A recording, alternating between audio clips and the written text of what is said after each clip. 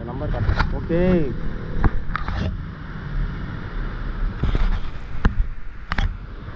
எப்படி இருக்கு நம்ம பைக்கு? மாசாக இருக்கா? க்ளவுஸ் பார்த்தீங்களா?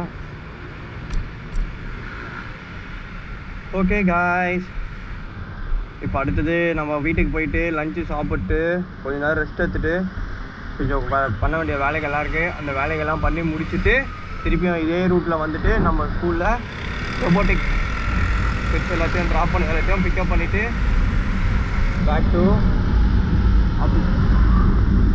நாங்கள் ஆஃபீஸ் சொல்ல மாட்டோம், சென்டர்னு சொல்லுவோம். 40 கிலோமீட்டருக்கு மேலே போனால் கேட்க மாட்டுது. 40 கிலோமீட்டர்லேயே அதுக்கு நான் எப்படி போக முடியும்? பராங்க பயப்படாங்க. இங்கே பார்த்தீங்கன்னா நம்ம இந்தியன்ஸ்க்கு பைக் டிரைவிங் ரொம்ப ரொம்ப ரொம்ப ரொம்ப ஈஸி. ஏன்னா நம்ம எல்லாம் பைக்லேயே கரெக்டாக பிடிச்சோம். நம்மளுக்கு இங்கே வந்து பராங்க எப்படி போகிறாங்க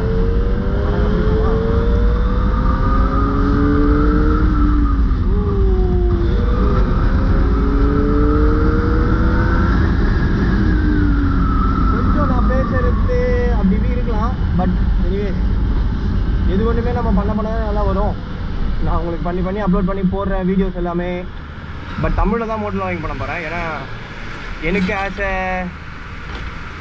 தமிழன்னு சொல்ல முடியாது, பட் அந்த ஃபீல் இருக்கும்ல, நம்ம ஓன் லாங்குவேஜில் என்ன ஒரு கண்டென்ட் பண்ணி போட்டாலும் அதில் ஒரு சாட்டிஸ்ஃபேக்ஷன் கிடைக்கும்ல. அதுவும் இல்லாமல் நான் நம்ம ஊரில் இருக்கும் போது யாராச்சும் தாய்லாண்டோ இல்லை வெளியே கண்ட்ரிக்கு யாராச்சும் போயிட்டு போட்டு ப்ளாகிங் பண்ணாலும் நம்ம பார்க்கணுன்னு ஆசைப்பட்டால் நம்ம தமிழ் தானே பார்ப்போம். அந்த மாதிரி என்னோடய மக்கள் என்ன மாதிரி யாருக்கெல்லாம் ஆசை இருக்குது தாய்லாண்டில் வந்து மோட்டோ வ்ளாகிங் பண்ணணும், இந்த மாதிரி எக்ஸ்ப்ளோர் பண்ணணும் அப்படின்னு யாருக்கெல்லாம் ஆசை இருக்கோ அவங்களுக்கு என்னால் முடிஞ்ச வர என்னெல்லாம் காமிக்க முடியுமோ அதை நான் காமிக்க போகிறேன். இதெல்லாம் கேட்குதானே தெரியல, பரவாயில்ல. ஒரு 10 மினிட்ஸ் ஒரு சும்மா ஒரு சாதா கண்டென்ட் ஒன்று பண்ணோமா. இங்கே பார்த்தீங்கன்னா தாய்லாண்டில் ஸ்கூட்டி ரொம்ப அதிகம். ஸ்கூட்டிஸ்லாம் எக்கச்சக்கமாக இருக்கும். பிக் பைக்ஸ் பார்த்தீங்கன்னா இருக்குது, பட் நம்ம ஊர் அளவுக்கு இல்லை. நம்ம ஊரில் பார்த்தீங்கன்னா ஸ்கூல் முடிச்சோமா, காலேஜ் போனோமா, ஸ்கூட்டி வந்து சும்மா வீட்டில் ஓட்டுறவங்க தான். நம்ம வயசு பசங்க 20 மேலே பைக்ஸ் எல்லாமே Duke, R15, Yamaha, Bajaj, Dominar, interceptor gear bikes தான் நிறைய வாங்குவோம். பட் இங்கே பார்த்தீங்கன்னா மக்கள் எல்லாருமே பார்த்தீங்கன்னா கியர் பைக்ஸ் பெருசாக ஓட்ட மாட்டாங்க. Most of them are driving cars, அப்படி இல்லைன்னா ஸ்கூட்டி தான் இங்கே ரொம்ப ஃபேமஸ்ஸு. எல்லாம் மாடிஃபை பண்ணிவிட்டு மஜா பண்ணுவாங்க. போன வாரம் இங்கே சங்கரானால நிறைய பேர் வந்து ஜாலியாக என்ஜாய் பண்ணாங்க. எனக்கும் போன வாரம் ஃபுல்லாக ஆஃபீஸ் லீவ் விட்டாங்க. இப்போ இந்த வாரம் தான் ஃபர்ஸ்ட் டே ஆஃப்டர் சங்கரான் ஒர்க்கு. சரி சும்மா அப்படியே லாகிங் பண்ணி எப்படி இருக்குன்னு போடுவோம். எனக்கு மோட்டோ வ்ளாகிங் இன்ட்ரெஸ்ட் மோஸ்ட்டாக வந்தது காரணம் யாருன்னு பார்த்தீங்கன்னா, ஃபஸ்ட்டு நான் நிறைய பார்க்க ஆரம்பிச்சது செரி விளாக்ஸாக தான். என் தலைவன் தான் வந்து ஊராக போயிட்டு எல்லா இடத்துலையும் போயிட்டு இப்படி தான் பண்ணணும் மோட்டோ வ்ளாகிங் சொல்லிட்டு மோட்டோ வ்ளாகிங் கம்யூனிட்டியே என் தலைவன் தான் முதல்ல ஆரம்பிச்சது இல்லை. நான் என் தலைவனை தான் பார்த்தேன்.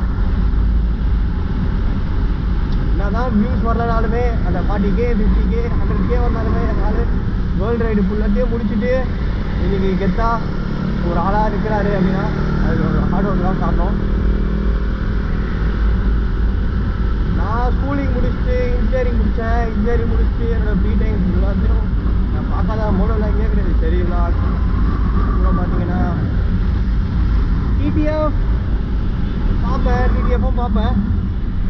அதுக்கு டிடிஎஃப் தேட்டர்ஸ்லாம் கிடையாது. நான் இங்கே பார்த்தீங்களா, இங்கே வந்து பார்த்தீங்கன்னா நம்ம ஊர் மாதிரி கேப்பில் அவ்வளோ போக மாட்டாங்க. கொஞ்சம் அப்படியே யோசிச்சு போக மாட்டாங்க. பார்த்தீங்களா, நான் நம்ம என்ன பண்ணுவோம், இப்படி வந்து நம்ம சென்னையில் இப்படி ஓட்டுறோம்ல அதே மாதிரி நம்மளோட சேஷ்டங்கள்லாம் இங்கே நம்ம பண்ணுவோம். நிறைய பேருக்கு பிடிக்கும், நிறைய பேருக்கு பிடிக்காது. அதுக்குன்னு இங்கே இருக்க மக்களும் வந்து ரொம்ப ரெகுலரான பிள்ளைங்களாம் இங்கே நிறைய பேர் இருக்கானுங்க. மோசமான பிள்ளைங்களாம் இருக்கானுங்க இங்கேயும், அப்படியே மடிப்பானுங்க வண்டி ஓட்டுறதுல.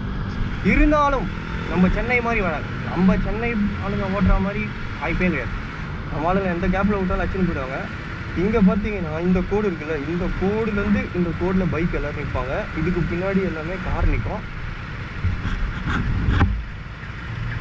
முதல்ல நம்ம ஊரில் போலீஸ் எல்லாருக்கும் இந்த மாதிரி ஒன்று கட்டி கொடுக்குறாங்க. இந்த ஊரில் பார்த்தீங்கன்னா எவ்வளோ அழகாக ஏசி போட்டு ஒரு கூடார மாதிரி செட் பண்ணி உள்ளே இருக்க போலீஸ் கொடுக்குறாங்க.